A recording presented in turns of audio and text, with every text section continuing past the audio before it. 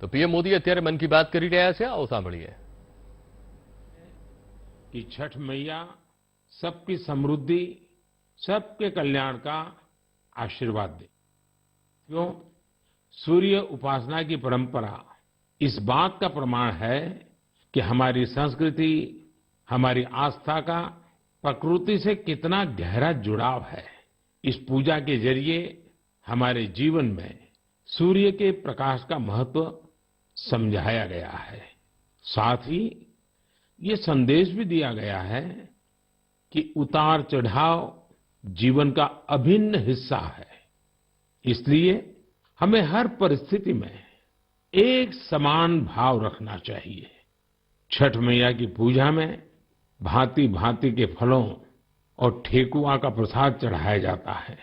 इसका व्रत भी किसी कठिन साधना से कम नहीं होता. छठ पूजा की एक और खास बात होती है कि इसमें पूजा के लिए जिन वस्तुओं का इस्तेमाल होता है उसे समाज के विभिन्न लोग मिलकर तैयार करते हैं. इसमें बांस की बनी टोकरी या सुपली का उपयोग होता है. मिट्टी के दियों का अपना महत्व होता है. इसके जरिए चने की पैदावार करने वाले किसान और बतासे बनाने वाले छोटे उद्यमियों का समाज में महत्व स्थापित किया गया है. इनके सहयोग के बिना छठ की पूजा संपन्न ही नहीं हो सकती. छठ का पर्व हमारे जीवन में स्वच्छता के महत्व पर भी जोर देता है. इस पर्व के आने पर सामुदायिक स्तर पर सड़क, नदी, घाट, पानी के विभिन्न स्रोत सबकी सफाई की जाती है. छठ का पर्व एक भारत श्रेष्ठ भारत का भी उदाहरण है. आज बिहार और पूर्वांचल के लोग देश के जिस भी कोने में हैं, वहां धूमधाम से छठ का आयोजन हो रहा है. दिल्ली, मुंबई समेत महाराष्ट्र के अलग अलग जिलों और गुजरात के कई हिस्सों में छठ का बड़े पैमाने पर आयोजन होने लगा है. मुझे तो याद है, पहले गुजरात में उतनी छठ पूजा नहीं होती थी, लेकिन समय के साथ आज करीब करीब पूरे गुजरात में छठ पूजा के रंग नजर आने लगे हैं. ये देखकर मुझे भी बहुत खुशी होती है. आजकल हम देखते हैं विदेशों से भी छठ पूजा की कितनी भव्य तस्वीरें आती हैं. यानी भारत की समृद्ध विरासत, हमारी आस्था दुनिया के कोने कोने में अपनी पहचान बढ़ा रही है. इस महापर्व में शामिल होने वाले हर आस्थावान को मेरी तरफ से बहुत बहुत शुभकामनाएं. मेरे प्यारे देशवासियों, अभी हमने पवित्र छठ पूजा की बात की, भगवान सूर्य की उपासना की बात की. तो क्यों न सूर्य उपासना के साथ साथ आज हम उनके वरदान की भी चर्चा करें. सूर्य देव का ये वरदान है सौर ऊर्जा, सोलर एनर्जी. आज एक ऐसा विषय है जिसमें पूरी दुनिया अपना भविष्य देख रही है. और भारत के लिए तो सूर्यदेव सदियों से उपासना ही नहीं, जीवन पद्धति के भी केंद्र में रह रहे हैं. भारत आज अपने पारंपरिक अनुभवों को आधुनिक विज्ञान से जोड़ रहा है. तभी आज हम सौर ऊर्जा से बिजली बनाने वाले सबसे बड़े देशों में शामिल हो गए हैं. सौर ऊर्जा से कैसे हमारे देश के गरीब और मध्यम वर्ग के जीवन में बदलाव आ रहा है, वो भी अध्ययन का विषय है. तमिलनाडु में कांचीपुरम में एक किसान है, थिरु के एजिलन. इन्होंने पीएम कुसुम योजना का लाभ लिया और अपने खेत में 10 हॉर्स पावर का सोलर पंप सेट लगवाया. अब उन्हें अपने खेत के लिए बिजली पर कुछ खर्च नहीं करना होता है. खेत में सिंचाई के लिए अब वो सरकार की बिजली सप्लाई पर निर्भर भी नहीं है. वैसे ही राजस्थान के भरतपुर में पीएम कुसुम योजना के एक और लाभार्थी किसान हैं कमल जी मीणा. कमल जी ने खेत में सोलर पंप लगाया, जिससे उनकी लागत कम हो गई है. लागत कम हुई तो आमदनी भी बढ़ गई. कमल जी सोलार बिजली से दूसरे कई छोटे उद्योगों को भी जोड़ रहे हैं. उनके इलाके में लकड़ी का काम है, गाय के गोबर से बनने वाले उत्पाद हैं. इनमें भी सोलर बिजली का इस्तेमाल हो रहा है। वो 10-12 लोगों को रोजगार भी दे रहे हैं। यानी कुसुम योजना से कमल जी ने जो शुरुआत की, उसकी महक कितने ही लोगों तक पहुंचने लगी है। साथियों, क्या आप कभी कल्पना कर सकते हैं कि आप महीने भर बिजली का उपयोग करें और आपका बिजली बिल आने के बजाय आपको बिजली के पैसे मिले? सौर ऊर्जा ने ये भी कर दिखाया है। आपने कुछ दिन पहले देश के पहले सूर्यग्राम गुजरात के मोढेरा की खूब चर्चा सुनी होगी। मोढेरा सूर्यग्राम के ज्यादातर घर सोलर पावर से बिजली पैदा करने लगे हैं। अब वहां के कई घरों में महीने के आखिर में बिजली का बिल नहीं आ रहा, बल्कि बिजली से कमाई का चेक आ रहा है। ये होता देख अब देश के बहुत से गांवों के लोग मुझे चिट्ठियां लिखकर कह रहे हैं कि उनके गांव को भी सूर्यग्राम में बदला जाए। यानी वो दिन दूर नहीं जब भारत में सूर्य ग्रामों का निर्माण बहुत बड़ा जन आंदोलन बनेगा। और इसकी शुरुआत मोढेरा गांव के लोग कर ही चुके हैं। आइए मन की बात के श्रोताओं को भी मोढेरा के लोगों से मिलवाते हैं। हमारे साथ इस समय फोन लाइन पर जुड़े हैं श्रीमान बिपिन भाई पटेल। बिपिन भाई नमस्ते। देखिए, अब तो मोढेरा पूरे देश के लिए एक मॉडल के रूप में चर्चा में आ गया है। लेकिन जब आपको अपने रिश्तेदार परिचित सब बातें पूछते होंगे तो आप उनको क्या बताते हैं?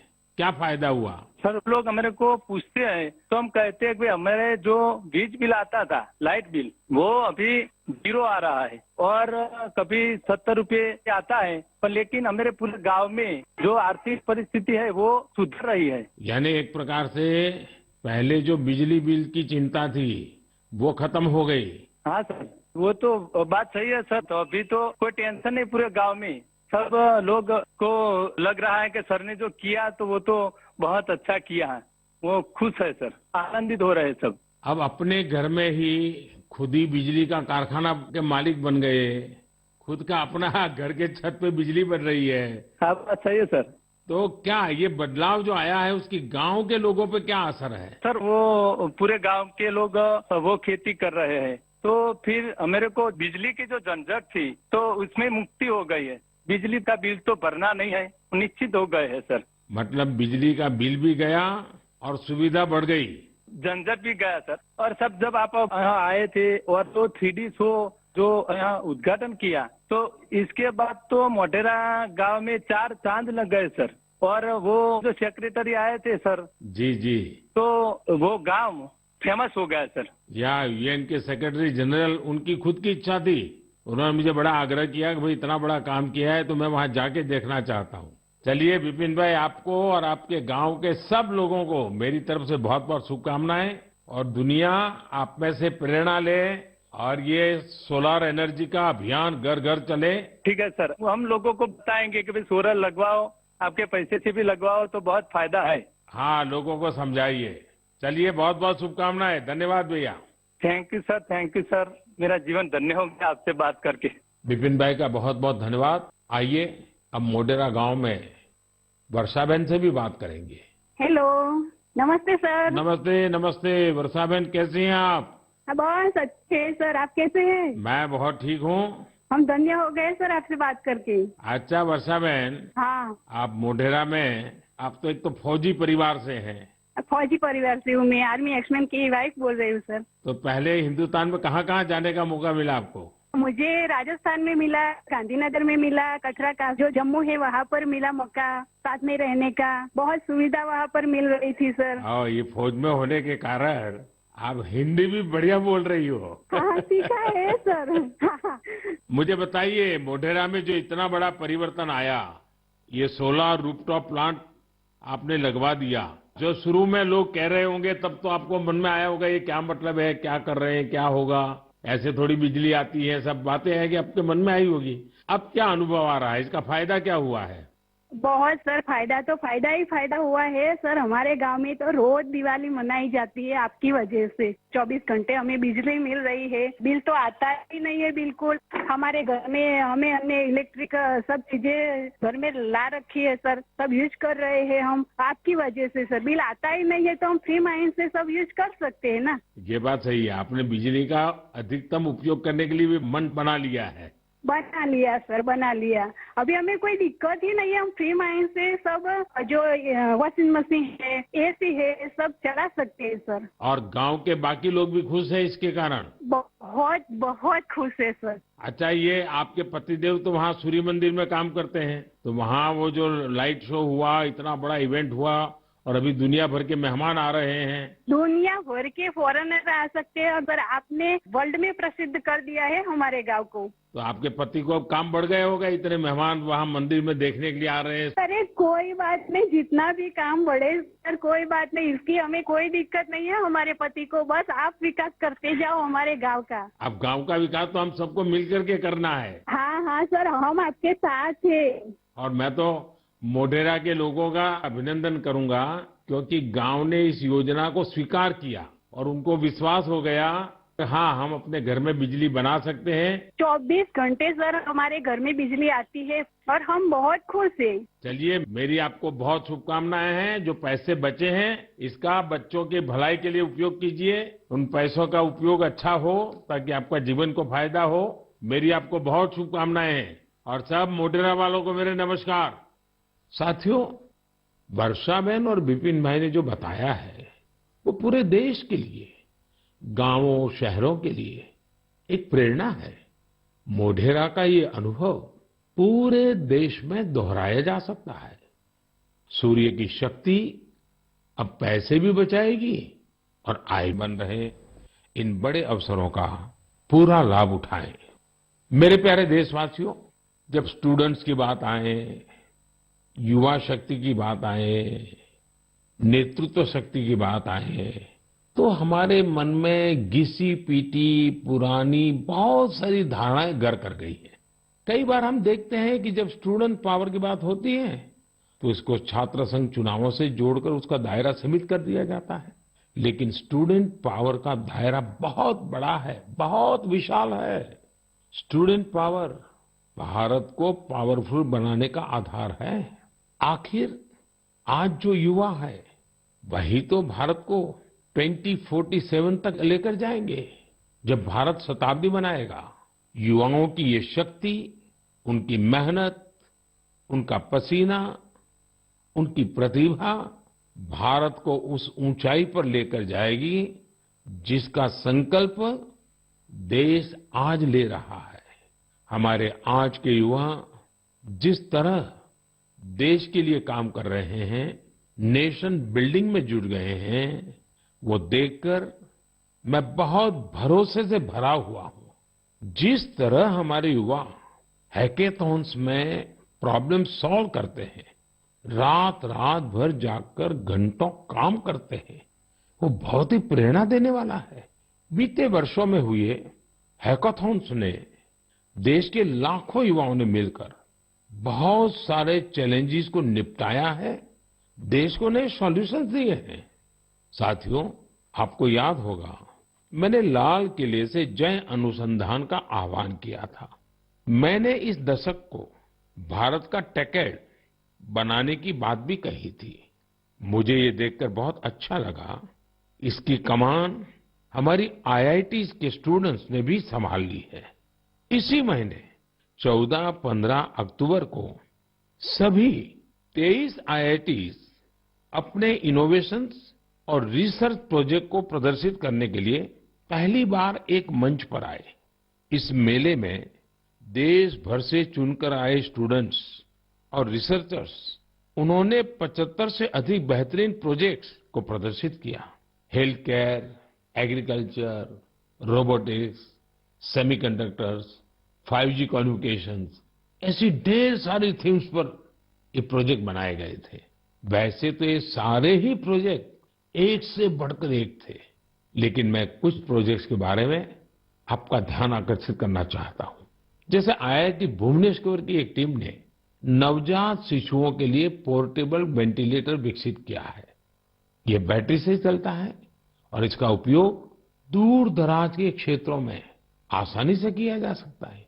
ये उन बच्चों का जीवन बचाने में बहुत मददगार साबित हो सकता है जिनका जन्म तय समय से पहले हो जाता है। इलेक्ट्रिक मोबिलिटी हो, ड्रोन टेक्नोलॉजी हो, 5G हो, हमारे बहुत सारे छात्र इनसे जुड़ी नई टेक्नोलॉजी विकसित करने में जुटे हैं। कई सारी IITs मिलकर एक बहुभाषक प्रोजेक्ट पर भी काम कर रही है, जो स्थानीय भाषाओं को सीखने के तरीके को आसान बनाता है।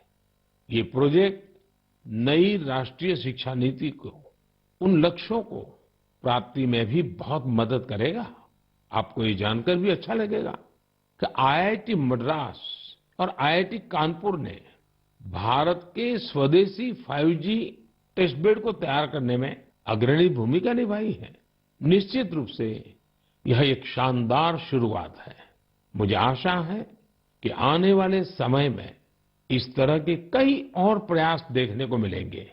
मुझे यह भी उम्मीद है कि IIT से प्रेरणा लेकर दूसरे इंस्टीट्यूशंस भी अनुसंधान एवं विकास से जुड़ी अपनी एक्टिविटीज में तेजी लाएंगे।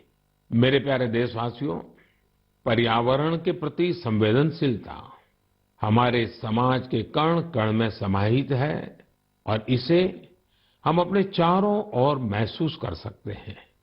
देश में ऐसे लोगों की कमी नहीं जो पर्यावरण की रक्षा के लिए अपना जीवन खपा देते हैं। कर्नाटका के बेंगलुरु में रहने वाले सुरेश कुमार जी से भी हम बहुत कुछ सीख सकते हैं। उनमें प्रकृति और पर्यावरण की रक्षा के लिए गजब का जुनून है। 20 साल पहले उन्होंने शहर के सहकार नगर के एक जंगल को फिर से हरा भरा करने का बीड़ा उठाया था।